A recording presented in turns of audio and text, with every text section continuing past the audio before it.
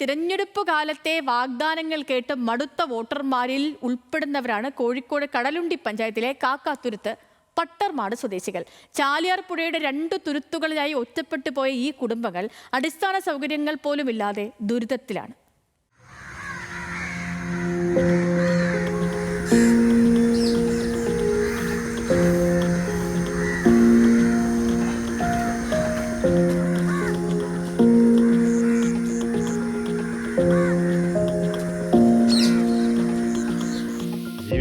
ജീവിതം കഷ്ടപ്പാട് തന്നെയാണ്. കാരണം തോണിക്കാണ് വരവും പോക്കൊക്കെ തോണിക്കാണ്. അതുപോലെ പഞ്ചായത്തിൽ നിന്ന് അങ്ങനത്തെ ഒരു ഇതില്ല. പിന്നെ വഴിയില്ല. വഴി 2 ഫൂട്ട് വഴിയാണ്. ഇപ്പോൾ നമ്മൾ ആദ്യം നടന്ന് കുറേ സ്ഥലത്ത് നടന്നിനി. ഇപ്പോൾ എല്ലായിടത്തും മതിൽ കെട്ടി ഒക്കെ ഫുള്ളായി. ഇപ്പോൾ ചെറിയൊരു വഴി ഇപ്പോൾ ഒന്ന് പള്ളിൻ്റെ ആയിക്കോട്ടെ ചെറിയൊരു വഴി എന്നിട്ട് ഒരു സൈക്കിൾ വരാൻ കഴിയില്ല. അങ്ങനത്തെ ഒരു വഴിയാണ് ഇപ്പോൾ ഉള്ളത്. പിന്നെ അവിടുന്ന് തോണിക്ക് വരണം. ബോട്ട് അങ്ങോട്ട് പോകും ഇങ്ങോട്ട് പോകും. ലൈറ്റോ കാര്യം അങ്ങനത്തെ ഒരു ഇതില്ല. പിന്നെ വെള്ളമാണ് ജപ്പാൻ വെള്ളം ഒരു കണക്ഷനാണ് നമുക്കുള്ളത്.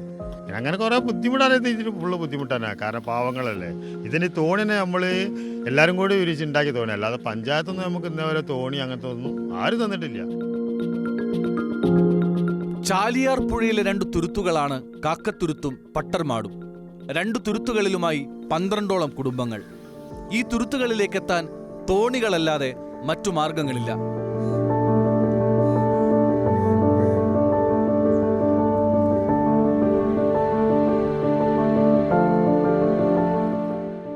ഒരു പാലം ഇന്നും ഇവർക്ക് സ്വപ്നം മാത്രമാണ്.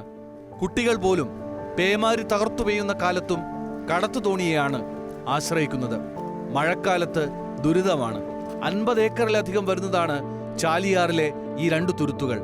വേലിയേറ്റ സമയത്ത് കുടിവെള്ള സ്രോതസ്സുകളിലെല്ലാം ഉപ്പുവെള്ളം കയറി ഉപയോഗശൂന്യമാകും. 6 വീട്ടുകാർക്ക് ആകെയുള്ളത് ജപ്പാൻ കുടിവെള്ള പദ്ധതിയുടെ ഒരു കണക്ഷൻ മാത്രം. ഞങ്ങൾക്ക് നടന്നു പോകാനുള്ളൊരു വഴി വരെ ഇവിടെ ഇല്ല. ഞങ്ങൾ ചെറിയൊരു 2 ഫൂട്ട് വഴിയിലൂടെയാണ് ഞങ്ങൾ നടന്നു വരുന്നത്. പിന്നെ കുട്ടികൾ ഈ സ്കൂളിലേക്കും മദ്രസയിലേക്കും പോകുമ്പോൾ ചിലപ്പോൾ തോണി ആരെങ്കിലും എമർജൻസി അങ്ങോട്ട് പോയാൽ അന്ന് അവർ സ്കൂള് മദ്രസ ലീവാണ്. ഞങ്ങൾക്ക് ശാശ്വതമായിട്ട് ഇവിടെ ഇപ്പോൾ കുടിവെള്ളം നമുക്കിപ്പോൾ അത്യാവശ്യമാണ്. അപ്പോൾ ജപ്പാൻ വെള്ളം ഉണ്ടെങ്കിൽ അതിൽ ഭീമമായ തുകയാണ്. ഭയങ്കരമായിട്ടുള്ള പൈസ, ലക്ഷങ്ങളെ ബില്ലാണ് ഞങ്ങൾക്ക്. അതൊന്നും ഞങ്ങൾക്ക് താങ്ങാൻ കഴിയില്ല. നമുക്ക് ഭയങ്കര ബുദ്ധിമുട്ടാണ്. തോണിക്കാണ്ട് തോണി അക്കരാണെങ്കിൽ നമ്മൾ ഇവിടെ നിൽക്കേണ്ടി വരും. നമ്മൾ അക്കരാണെങ്കിൽ നമ്മൾ ഇക്കരെ നിൽക്കേണ്ടി വരും. അങ്ങനെയൊക്കെ ഭയങ്കര ബുദ്ധിമുട്ടുണ്ട്. ഇപ്പോൾ എല്ലാവരും ഒരു 9 വീടുണ്ടായിട്ട് ഒഴിഞ്ഞു പോയിട്ട് ഇപ്പോൾ 4-5 വീടും കൂടി ഉണ്ട്. ഈ തെരഞ്ഞെടുപ്പ് കാലത്തും വോട്ട് അഭ്യർത്ഥിച്ചെത്തുന്നവരോട് തുരുത്തു നിവാസികൾക്ക് പറയാനുള്ളത് ഇത്രമാത്രം: തുരുത്തുകളിൽ അടിസ്ഥാന സൗകര്യം ഒരുക്കണം. അല്ലാത്ത പക്ഷം കുടുംബങ്ങളെ മറ്റൊരിടത്തേക്ക് പുനരധിവസിപ്പിക്കണം. ഈ തുരുത്തുകളിലെ സാധാരണ മനുഷ്യർക്ക് ഒന്നേ ആവശ്യപ്പെടാനുള്ളൂ: മതിയായ ഗതാഗത സംവിധാനം, കുടിവെള്ളം, അല്ലെങ്കിൽ ഇവരെ പുനരധിവസിപ്പിക്കണം. പട്ടർമാട് തുരുത്തിൽ നിന്നും camera person ഷാഫിയോടൊപ്പം Ratheesh Vasthavan, news Malayalam.